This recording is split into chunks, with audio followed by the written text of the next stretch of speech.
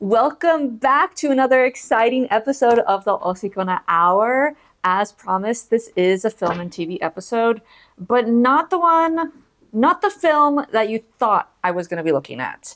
This week, we're going to be looking at Strangers Chapter 2, directed by Rennie Harlan, which is a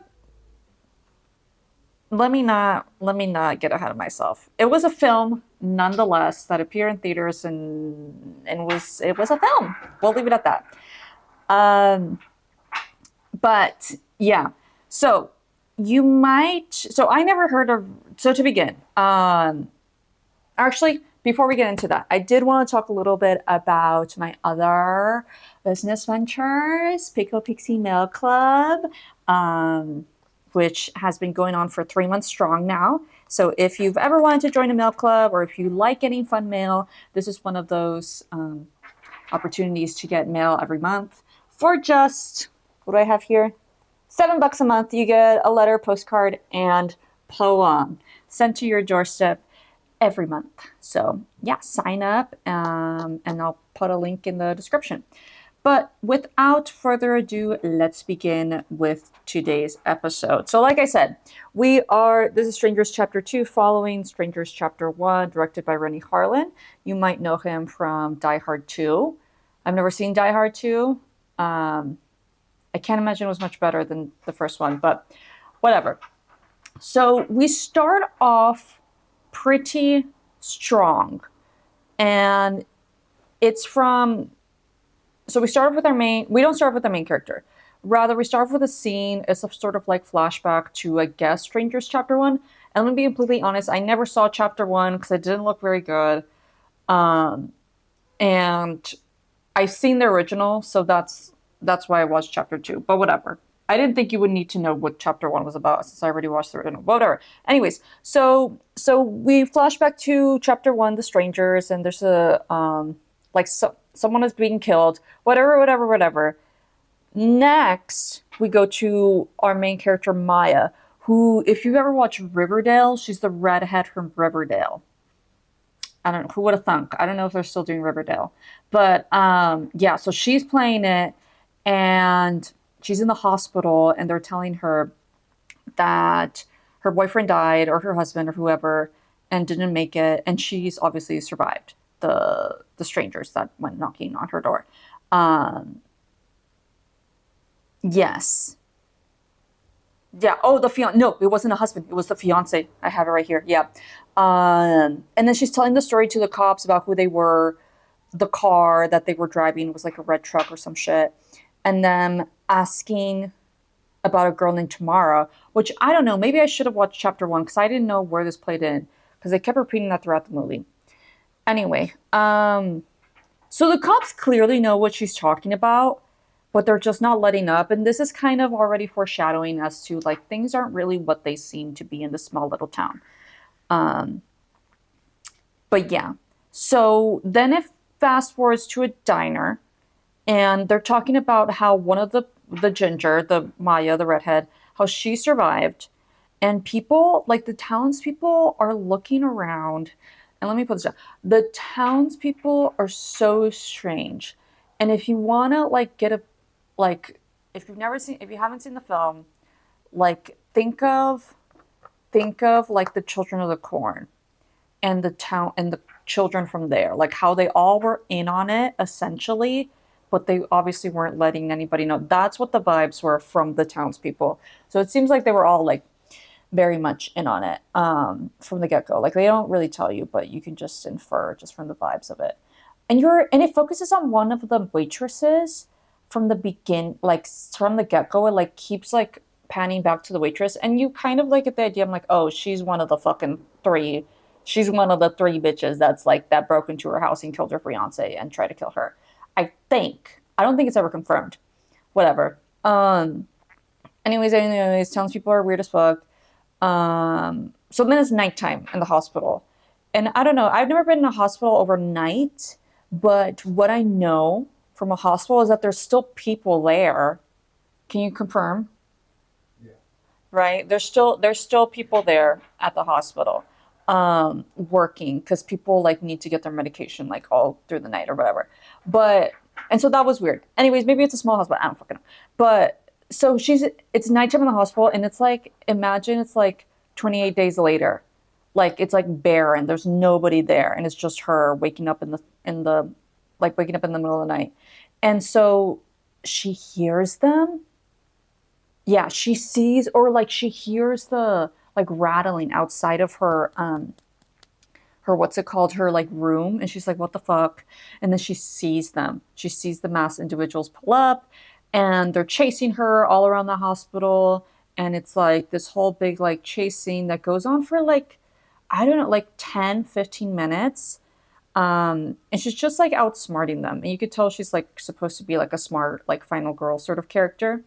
um anyway, so she gets to like the basement of the hospital, and she's like hiding. So she finds the morgue, which I didn't know there was morgues in hospitals. I don't know. I'll have to fact check that. But anyway, so she gets to the hospital, or she gets to the morgue, and then she's like the guy, like the main, not the main guy, but one of the guys. Oh my god, is adding to like the ambiance, I think. But so, what was I? Okay, so she gets into the morgue, and there's bodies like on the table, and you think she's gonna hide on she's gonna push the body and like pretend to be a dead corpse or whatever, but she doesn't. She hides in the like where they are in in the shelves where they like shelve the dead people, and so she hides there, and she hides where her fiance's body is, which is like so sad. And she's hiding there for like a while, and like you could see the guy, like she's seeing the masked individual that tried to kill her like open all the doors. He doesn't open her door. So she escapes, blah blah blah blah blah. Okay, so oh my god, and I just remembered. So he's opening all the doors, and then finally finally a person that lives or that works at the hospital finally comes out. It's like, oh, finally, like somebody's actually showing up, and it's like the custodian, and he sees that he's masked and that he has a knife, and he's like trying to like pray for his life, and then he kills him right in front of her. Horrible. Anyways, okay. So then he leaves the morgue, and she escapes, and she runs off, and she like leaves she leaves through the back door or whatever. So she's in a forest, because mind you, it's like a small town. Think like Washington or like Montana or something, like where it's like small town vibes, a lot of trees. Okay, and then okay, so she goes off. Oh yeah, so she escapes. So she escapes through the back door, finds like somebody's house, and is like trying to like get into the car, the truck, and the owner of the truck is like freeze or whatever, and with like a fucking like two like a with like a shotgun. And then and this is when like the first big reveal happens, where where she's like, can you please like call the sheriff, like I'm being chased, like I'm being attacked. And the old lady that's the owner of the truck that's the girl's trying to break into, she's like, the sheriff isn't gonna, and then boom, and she gets fucking bopped right then and there. And then like it's insinuated that the sheriff isn't gonna help you because of whatever. And so you get the feeling that the town is all in on it. And I don't know, I think let me talk about this for a little bit. I think that was fine. I think it was cool that, it's cool when like things aren't what it seems, and the town is everybody's in on it, and you are essentially trapped in this with no help whatsoever. Like the people that would help you are not good people. And I think that's fine. But I think the movie could have worked a lot better with that premise, made it fleshed it out a lot more, with it actually being more part of the story than it really was. But I digress. And maybe when you watch it, when you watched it, it might have been more entertaining. Who knows? Okay, so then she runs away because like the strangers like killed the old lady, and she's running, and then she's in the like street, or like in the highway. No, yeah, like in a street. And a truck stops and picks her up, and it's her nurse. Her nurse picked her up with her roommates as well. Not her roommates, but the nurse's roommates. And she's in the truck full, like to the brim. It's like the nurse, her friend, and then like two other people in the back seat. And she's squished in the middle, traumatized, mind you. And they're not helping her at all. Like they're not being like, oh my God, like comforting or like rubbing her back or whatever, like not doing any of that. So it's awful. And she starts getting like really like paranoid and anxious. And she's like imagining like those people with the mask on. And she's like, oh, these people are the strangers. They're like trying to kill me. And it's like, and I'm like, oh, okay. Then I'm like, yeah, I think, and I like, and you as the viewer are like beginning to agree with her. I'm like, yeah, she's probably right. And so she escapes. She like jumps out of a moving car or whatever, and then escapes. And then this is where I kind of like, I'm like, okay, she's like, where it just gets repetitive. And this is where it kind of lost me. Because she escapes and then she gets caught, and then she escapes, and then she gets caught, and then she escapes, and then she gets caught. And that's essentially the whole movie, which, you know, one could argue that that's most horror movies where it's just a game of cat and mouse, but it's just so repetitive. And this is where the movie lost me officially, at least the following scene. So she's now in the woods, and I think, and they like they're running after her, trying to look for her, and it's like nighttime, so they can't really see her. And so she sleeps in the woods, and she wakes up, and she's like running around, or like making like a fire, which I'm like, okay, how the fuck do you know how to make a fire? Um, Whatever. And then we see like we see one of the guys or one of the roommates, or I don't know, I forget if he was masked or not. I think he might have been masked. Anyway, he opens this locked like shed in the middle of the forest, and you hear like pig noises, and it's like, what the fuck is going on? Okay, he lets out the pig, and oh my God, this was so bad. Like I was turning, like it was so bad. I turned to my sister, like we both turned to each other at the same time, and we were like, what the fuck? Like this was so not worth it. We should have watched like something else. But but let me just explain the scene, and then I can talk about it more fully. So where she's making camp and whatever and cooking and whatnot. I don't even know what she's cooking. I forgot. Whatever. She's making a fire. There's also like an abandoned car there, and that'll come into play later. Anyways, so he lets out the hog, and she like can hear rustling, like running in the woods. So she's like, obviously, like I need to pack my shit and fucking leave. So she leaves, but she hears it coming closer. So she runs to the truck or like the car. She gets in, and then like you don't really. I mean, I didn't know. Maybe you would know because maybe you better infer and things. But then like there starts banging, and you think it's the guy. At least I thought it was the guy, like banging on the truck, and it's obviously not because like it's like super forceful. It's like who would be able to do that? And yeah. Okay. So he's banging. So somebody's banging on the truck, and she's trying to get out, but like it's a piece of shit car, mind you. So it's like having like so she's not able to get out so quickly, and then the fucking hog is like coming through like the trunk, and it's so bad. And then she escapes once again. This is literally this is all the fucking movie is.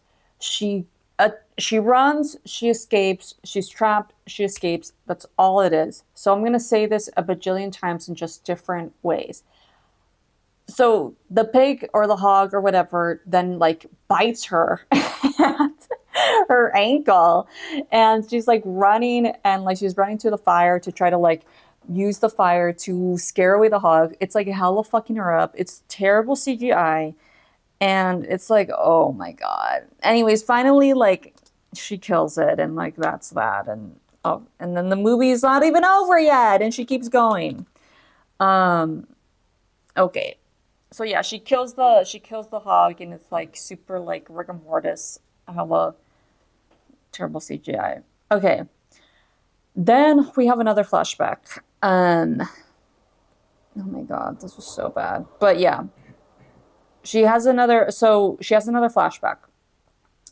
Or this is the first flashback of like her as a child, I think, or like I don't know, like someone as a child. Uh, Hold on, I'm lost in my notes here for a second. Okay, so she gets a memory, and we think, yeah, she it's a flashback of her with another little boy, and they're playing with like baby hogs, like baby little pigs, and it's insinuated that like that was the pig that was attacking her, and like they raised those pigs to be menaces, I guess, to be like attack pigs. Um, okay, so then she makes her way back to the cabin where her and her fiance got attacked, and it's like still a crime scene. There's still like hella like what's it called, like crime scene tape and like little markers. Um, and a random guy shows up. I don't know who. I don't know if you ever figure out who he is, but he gets killed by the strangers. Whatever. Um, she escapes with the guy's truck that they killed. Uh, but like once again, she escapes. She gets caught. The truck breaks down. Um, and she makes it to the house where her nurse and all the roommates live. Um, and she like finally puts it two and two together. I think she puts two and two together rather, where the nurse and her little buddies or whatever, those are the killers. They're just like, I don't know. I don't know. They're playing with her essentially. They're just um it's a game of cat and mouse. And one of them has like a tattoo with a smiley face. And I don't understand what that symbolism was. And maybe you can watch a video with like more, if you know, with more in-depth symbolism. Um, but yeah. So, okay. So, oh, and I forgot something that was like kind of important. But in the beginning, she's on the phone with her mom, and she's the mom was like, I'm sending an EMT van to come and get you because I don't want you to be at the hospital. Like they can't, they're not well funded, whatever. And so the EMT has like been trying to like locate her and try to get her to like a better hospital where we can save her. So the EMT pulls up to the nurse's house, and that's when like hell kind of breaks loose again, where the strangers like kill her or like kill the EMT guy, which is awful to see because my boyfriend is an EMT, and so it's like, oh my god, so bad. would never would never want that situation to happen in real life. But yeah, okay, yeah. So, and I think that's it. One thing I can. So yeah, so they kill the EMT guy, she escapes. Um so they kill yeah. So it turns out they weren't the killers, the two women, or one of them was, but not both of them. Whatever. Are these all the notes? Hold on. I think I had more notes. Hee um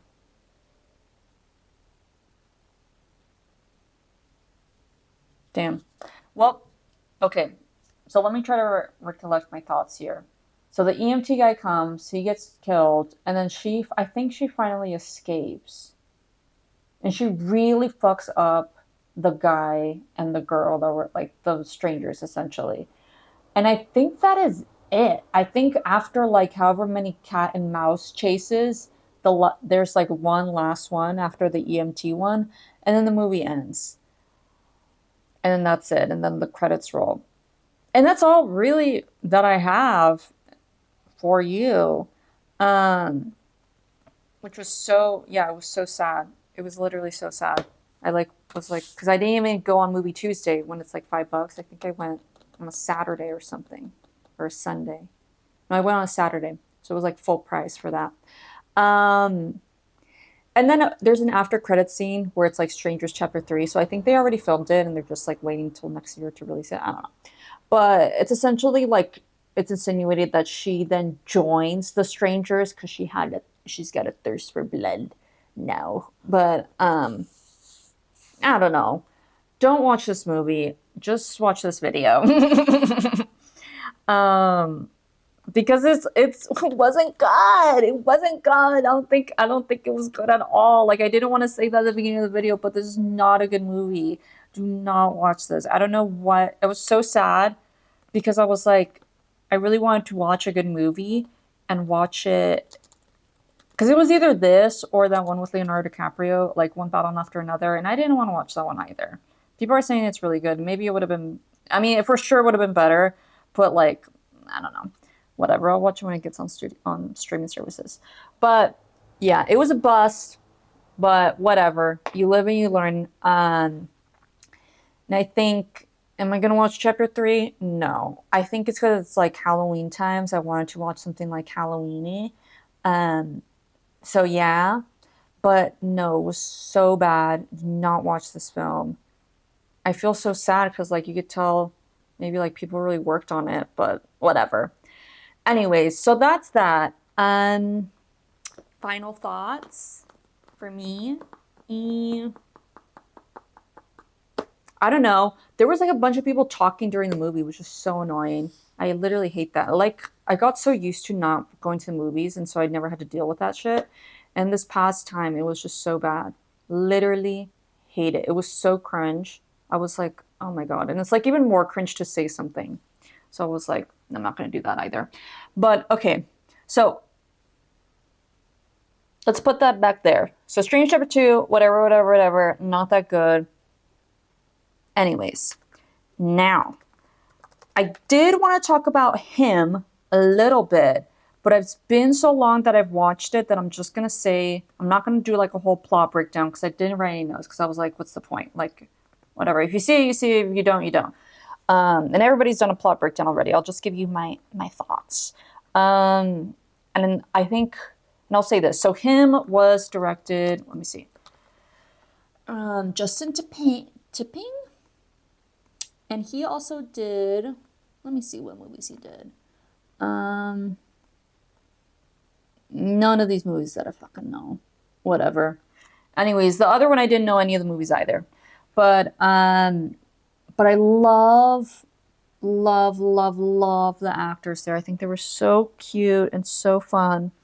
Um, but it was just so like it was a great movie. I think it had a lot of that. I think I mentioned this earlier in a different episode, but it had a lot of that yeah, I did say this. It had a lot of that unconventional horror that we love seeing from Jordan Peele. We see that in Nope, and Get Out and Us. It's just so, and it has such a distinct look to it, and you could see that in him a little bit, but it did fall flat and towards the ending. So much so that I fell asleep towards the ending, and I couldn't. I wanted to talk about it, but I literally couldn't. I can't find, and I'm not going to pay another $10 to go see it again. So I'll just wait. But it was so disappointing. I think, like, it made me sad just how much it just didn't live up to what it could be. And I think, it reminded me a lot, if I'm being so for real, it reminded me of the fucking, what's it called? The episode of Game of Thrones that was like shot in the dark and nobody could see. It reminded me of that. Because it didn't live up to the hype. Like, I don't know. Like, I think they maybe just rushed it. I don't know. Hopefully there's like a director's cut to make it more worth it. But, but yeah, no, it fucking sucked at the end there. I think it was like it really lived up. I think it was a really good build up, but it was just so fucking bad. I mean, at the end, which was so sad. Because I love Jordan Peele. I love scary movies. But yeah, so sad. But yeah, I think that's all I wanted to really talk about in today's episode, other than the strangers and him.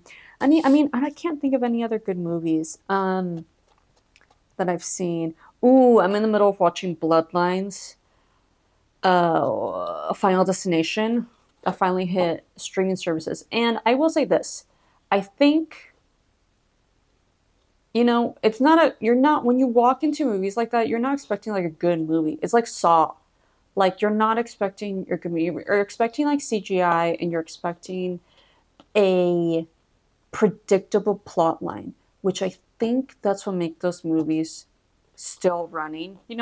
Aside from like, they probably make some money out of it, but it's that it's predictable. It's the same way that people will rewatch movies, like comfort movies. I feel like that's, and it's funny to say because it's like a scary movie and it's super gory, but it's just predictable. Like, you know what you're going in, you know what you're going to see. It's like, it's a goofy fucking movie at the end of the day. It's not scary at all. And so I think it's, one of those comfort movies.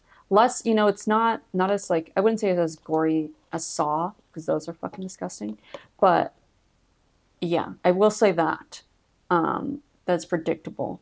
You get something you can put in the background and just whatever. Like, you're not gonna like learn anything new, or like you're not gonna like write an essay about it or anything. So yeah, I think those movies are predictable, and that's why people like them so much. But yeah, so yeah, I think that is it. Any last minute things I'd want to cover? I don't know. Like, well, what's your like Hollywood go to, or not Hollywood, Halloween go to movie? I think mine would be Coraline, and this isn't Halloween, but it's like a winter one, and I'm gonna watch it. I'm so stoked to watch it. Um, what the hell is it called? True Detective Night Country. I'm gonna be streaming that like crazy as soon as I get a chill up my spine. As soon as the cold air hits my skin, I'm gonna put that show on. But yeah. Okay, cool guys. Well, thank you so much for listening to this video.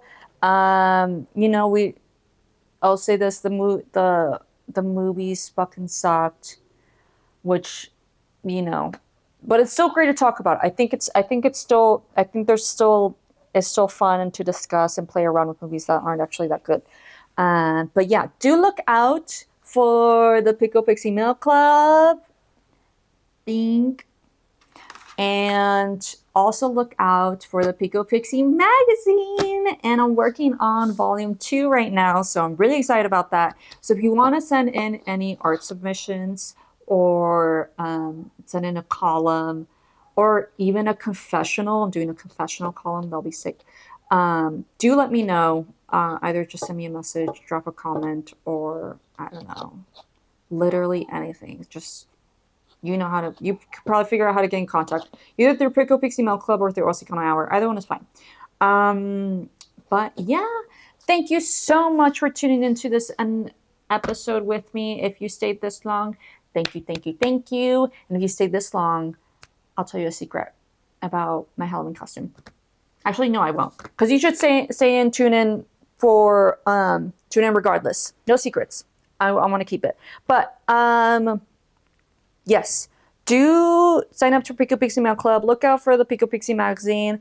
And if you want to be on the podcast, just let me know. I need a new guest like every week. And it's so hard to maintain that schedule. And that's why they're so late all the time. But yeah, let me know if any of y'all are interested. Thank you so much for watching.